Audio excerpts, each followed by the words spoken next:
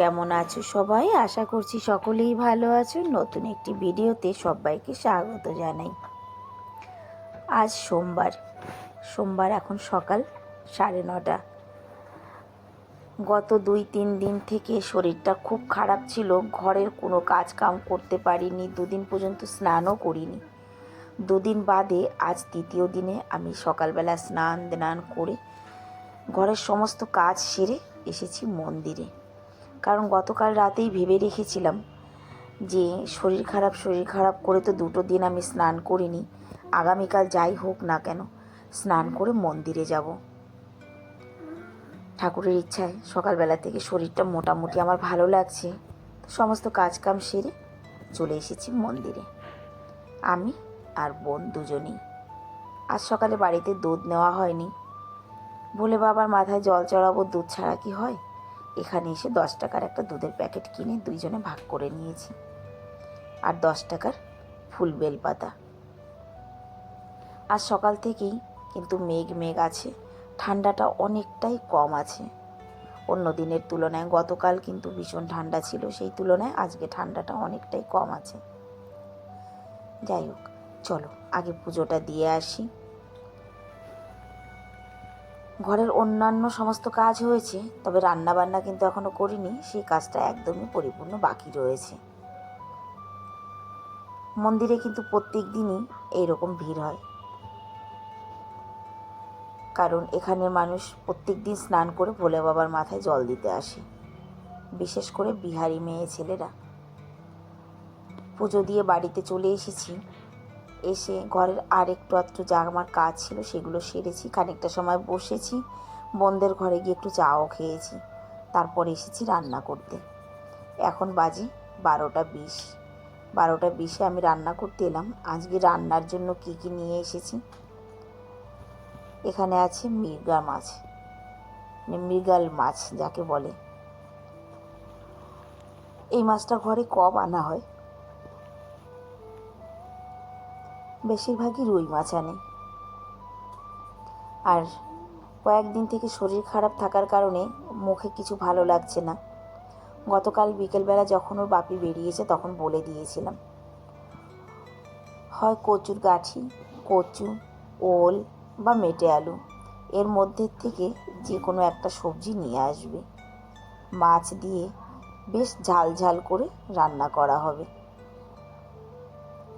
তার মধ্যে থেকে মেটে আলুটাই এনেছে। আর এদিকে মাছটাকে নুন হলুদ মেখে ভেজে নিচ্ছি। রান্নাবান্না করতে কিন্তু আমার ভালোই লাগে, তবে শরীরটা ভালো থাকা দরকার। শরীর ভালো না থাকলে কিন্তু কোনো কিছুই ভালো লাগে না। আর এদিকে উচ্ছে এনেছিল, ছোট ছোট দেশি। ঘরে বসে বসেই শুকিয়ে গেল, কারণ আমার শরীর ভালো ছিল না, রান্না করতে পারিনি যে, তাই। আর আজকে আলুটা এনেছি, সত্যি ভীষণ ভালো। আজকে আলুটা বেশ ঝাল নুন টান দিয়ে রান্না করব। কথার মানে মুখে কিছু ভালো লাগছে না, তো ভাবছি আজকে ঝাল নুন একেবারে টান দিয়ে রান্না করব। তার কারণ আমার ছেলেরা তো খাবে না। ছেলেদের জন্য সকালবেলা রাজমা রান্না হয়েছে, ওরা রাজমা দিয়েই খাবে। না এই উচ্ছে ভাজা খাবে, না এই আলুর সবজি খাবে, মাছ খাবে। আমাদের দুজনের মতোই মাছ দিয়ে সবজিটা রান্না করছি। আর এদিকে দেখো উচ্ছে ভাজাটা হয়ে গেছে, সরি মাছ ভাজাটা হয়েছে, আমি উচ্ছে ভাজা বলছি। মাছটা ভেজে তুলে নিয়ে সেই কড়ার মধ্যেই কিন্তু উচ্ছেগুলো দিয়ে দিয়েছি। এইভাবে চাক করে উচ্ছে ভাজাটা কিন্তু বাপি বিশেষ করে বেশি পছন্দ করে। আমাদের ঘরে আমরা দুজনেই উচ্ছে পছন্দ করি। ছোট ছেলেটা কখনো সখনো একটু খায়, বড় ছেলেটা কিছুতেই এইসবের কাছে আসে না। ঝোল হোক, ভাজা হোক, কুচিয়ে ভাজা হোক বা চাক করেই হোক, উচ্ছে জিনিসটাই আমাদের পছন্দ দুজনেরই। সকালবেলা যখন কাটছিল আমি বললাম রান্নার জন্য কেটে দাও, উনি বললো যে না আজকে ভাজা করো, অন্যদিন রান্না করো। রান্নাটা কিন্তু ঝটপট হয়ে যাবে, কারণ এদিকে ভাত বসিয়ে দিয়েছি আর এদিকে ইন্ডাকশানে আমি আলুটা বসিয়ে দিয়েছি। আলুটা সামান্য জল দিয়েই বসিয়েছি, মানে আমি ভেবেছিলাম যে হয়তো অনেকটা সময় নেবে, কিন্তু আমি যতটা ভেবেছি, অনেকটা বলতে যে অনেক সময় লাগবে সেটা নয়, মানে যতটা দরকার ভেবেছিলাম তার আগেই কিন্তু আলু একদম গলে গেছে। আলুর মধ্যে এই যে একটু ভাজা ধনে পাউডার আর একটুখানি ভাজা জিরে পাউডার এটা দিয়ে তারপরে সোমবারে দেব। সবসময় হাতে বেটে না সবজি রান্না করতে ভালো লাগে না, আর হাতে বাটা অভ্যাসটা একেবারেই ছুটে গেছে। এখন আর কিছুতেই মন চাইলেও হাতে বেটে রান্না করতে ইচ্ছে করে না, জানো তো।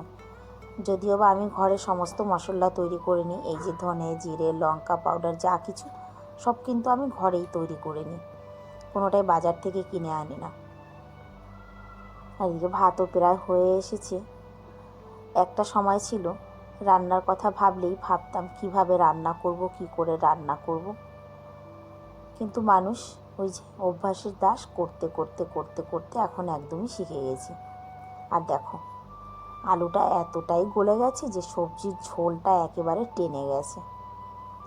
এই সব সবজিতে একটুখানি ঝোল রাখতে হয়, তা না হলে একদমই শুকিয়ে যায়, মানে সবজি ঠান্ডা হলে একেবারেই ঝোল টেনে যায়।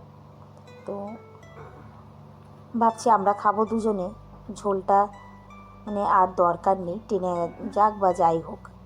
কিন্তু দেখলাম যে না, এইটা এখন তেলের উপরে দেওয়ার পরে একেবারেই ঝোল শুকিয়ে যাবে। আমি আবার একটুখানি জল গরম করে কিন্তু সবজিতে মেশানোর চিন্তা ভাবনা করছি, যে একেবারে শুকিয়ে গেলেই বা কী করে হয়। ফোড়নে তেজপাতা শুকনো লঙ্কা আর জিরে এটা দিয়ে কিন্তু সবজিটাকে আমি ফোড়ন লাগাচ্ছি। এই আলু কচু যে কোনো সবজি, অনেক অনেক সবজি আছে যেগুলো মানে একবারে তেলের উপর দিয়ে রান্না করলে কিন্তু ভালো লাগে না, তার সেই যে একটা বাঙালিয়ানা সবজির গন্ধে সেটা কিন্তু আসে না। আর এদিকে আলু দেখে আমার এখন টেনশান হচ্ছে। সকালবেলা যখন ওর বাপি কাটছিল তখন কিন্তু আমি বলেছি একটু ছোট করো, উনি কিন্তু আমাকে বলেছিল ছোট করতে হবে না, গলে যাবে, কিন্তু আমি বললাম যে না কেটে দাও, কিছু হবে না। কিন্তু রান্না করতে সে এত তাড়াতাড়ি যে এতটাই গলে যাবে এটা বুঝতে পারিনি। যাই হোক, একটুখানি জল গরম করে সবজিতে মিশিয়ে দেব। দেখো শুধু আলু দেখা যাচ্ছে, কোনো ঝোল নেই, একদমই শুকিয়ে গেছে, পুরো একদম ডাল হয়ে গেছে। তবে সবজির যে সুগন্ধটা এত ভালো আসছে, মনে হচ্ছে এখনই দুটো পিস খেয়ে নিই। জানো তো আমি কিন্তু এত বছর ধরে রান্না করছি, তবে লবণের আন্দাজটা কিন্তু আমি এখনও বুঝে উঠতে পারি না। আমি কিন্তু হাতের পরে একটুখানি ঝোল নিয়ে চেটে তারপরে লবণটা চেক করে রান্না করি। আমার মতো তোমরাও কি এইরকমই রান্না করো? অনেকে আছে একবার লবণ দিয়েই কিন্তু একেবারে পরিমাণ মতন দিয়ে দেয় বুঝে, তবে আমি পারি না গো।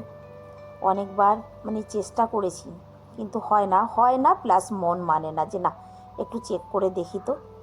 আমি কিন্তু সামান্য একটু জল গরম করে সবজিতে মিশিয়েছি, সেটা আর তোমাদেরকে দেখানো হলো না বা দেখাইনি। ওইদিকে ভাতও হয়ে গেছে, এদিকে সবজি হয়ে গেছে, কথার মানে রান্না কিন্তু আমার কমপ্লিট। আর আমি কিন্তু রান্না করতে করতেই রান্নাঘর গ্যাস সমস্ত কিছু পরিষ্কার করতেই থাকি, কারণ কি ওই রান্না করতে গিয়ে একেবারে ছড়িয়ে ছিটিয়ে নিয়ে ভালো লাগে না, হাত আমার চলতেই থাকে। এই যে রান্নার পরে একেবারে ফাইনালি কিন্তু আমি একবার গ্যাসটার সমস্ত কিছু মুছে নিচ্ছি, ব্যাস। আর রান্না করে এই যে কড়াইটাকেও সুন্দর করে মেজে নিয়েছি। জানো তো কড়াই ভালো করে না মাজলে আবার যখন রান্না করতে আসবো তখন কিন্তু রান্নার একেবারে মুড খারাপ হয়ে যায়। আমি দিদিকেও বলতাম যে দিদি আর যাই করো না করো কড়াইটা কিন্তু খুব সুন্দর করে মাজবে। এখন দিদি নেই, করতে হচ্ছে আমারই সমস্ত কাজ। ছেলেরা স্কুল থেকে এসেছি, দুপুরবেলা খেয়ে দিয়ে বেশিক্ষণ না আধা ঘন্টার মতো আরাম করেছে ওর বাপি, তারপরে কিন্তু এই যে বেরিয়ে পড়লাম। যেহেতু আজ সোমবার, আজ ছোট ছেলের ক্লাস আছে, মিউজিক ক্লাসেও যেতে হবে। আর অনেক দিন তো ঘোরাঘুরি করে বাড়ি এলাম, বাড়িতে আসার পর থেকেই কিন্তু মন টানছে একটু পার্কে যাই, তবে শরীরের সঙ্গে পেরে উঠছিলাম না করেই কিন্তু যাওয়া হয়নি। তো বাপিকে বললাম আজকে কিন্তু ছেলের ক্লাসে যাওয়ার আগে একটু পার্কে যাব।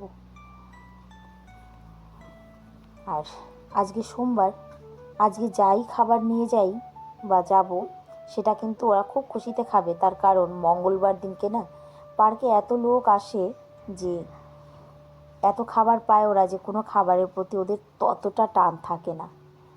ওই জন্য কিন্তু আমি চেষ্টা করি বেশিরভাগই সোমবার বা রবিবারে পার্কে যাওয়ার। আর এই যা বিশেষ করে কলা কলা কিনতে আসলে, আর দোকানদাররা যদি বোঝে যে আমি এটা নিয়ে মাঙ্কি পার্কে যাব, তখন তারা কিন্তু আমাকে এক্সট্রা কলাও দিয়ে দেয়, জানো তো। মানে কলা কেনার দেখে ওরা বুঝে যায়, জিজ্ঞাসা করে মাঙ্কি পার্ক যাওগে, তো তখন ওদের থেকে ওরা একটুখানি মিশিয়ে বেশি করে দিয়ে দেয়। অনেক দিন পর এলাম, ভীষণ ভালো লাগছে আমার, জানো তো। আমি জানি না তোমাদের কেমন লাগে এই ভিডিওগুলো দেখতে, তবে আমি এখানে এসে কিন্তু সত্যি মনের থেকে ভীষণ ভীষণ শান্তি পাই, বা আমার ভীষণ ভালো লাগে।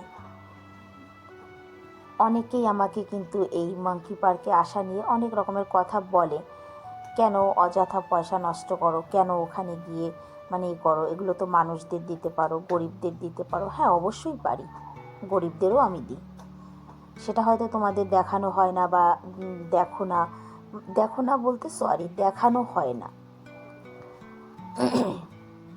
কিন্তু আমি মনে করি অবলা জীব, তাদের সেবা করাটাই বোধহয় বেশি ভালো।